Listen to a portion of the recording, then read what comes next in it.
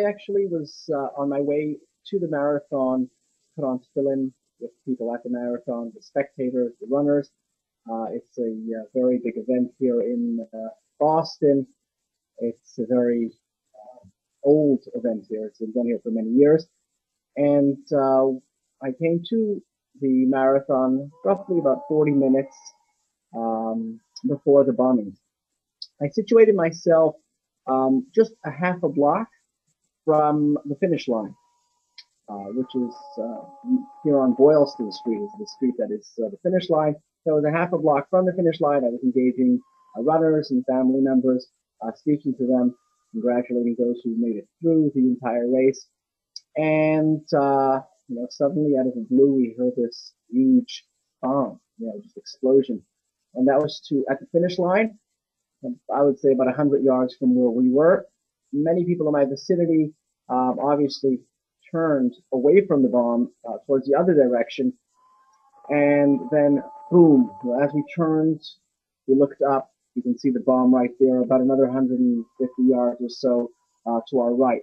So we were, the people around in our vicinity were smack in the middle of both bombs.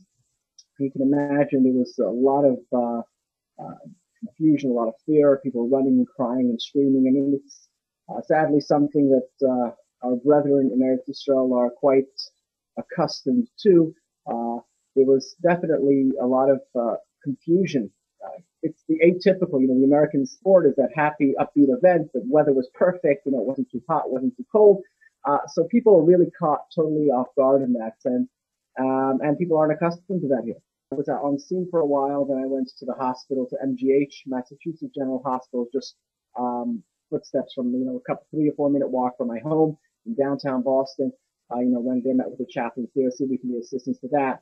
The following day, I went actually to the blast area and just gave out, mizonot to the various federal, local, and state officials who are on the scene, which they were very appreciative of. In fact, one National Guardsman says, "Rabbi, why are you doing this?"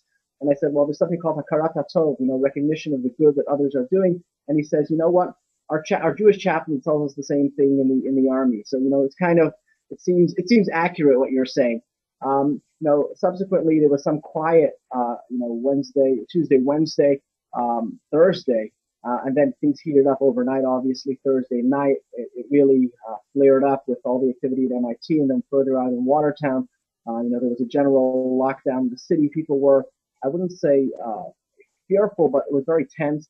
And an interesting thing, we certainly tried to inspire people. We sent out an email of things that you can do at home in the safety of your own home during lockdown, like lighting Shabbos candles. And, the Lubavitcher Rebbe was very initiated in 1974. He spoke about how wild things happen in the world, and the light of a Jewish person got to begin at home and got to take over, got to expand itself throughout the world. And that's something that we did. And, interestingly, just to note, 6 o'clock p.m., right before Shabbos, there was still a lot of uncertainty. Guests had canceled.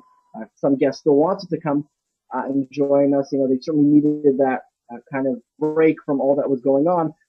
6 o'clock, the lockdown is over. The terrorist is still at large. And then Shabbos candles is 7:12. 7:19, the first infrared images of the suspect come in. So just to put things in perspective and perhaps offer a little different glimpse of what was going on, and how things were being moved along in various planes. You know what? People are receptive to Judaism at the oddest times in their life. Achieving a marathon may be something that they've looked forward for a long time and may be receptive to it at that time. People are happy. When people are happy, people are receptive. We try to use every event, every encounter to promote and to help others explore their Judaism that they may have not had. And this is just one other event that it's a wonderful medium, a wonderful tool. In fact, people, following the incident, we definitely had people who were receptive. We had someone who put on film. He had never put on film in his life, and he was quite happy to do that, and quite, he felt it was his contribution, doing something for the better of mankind.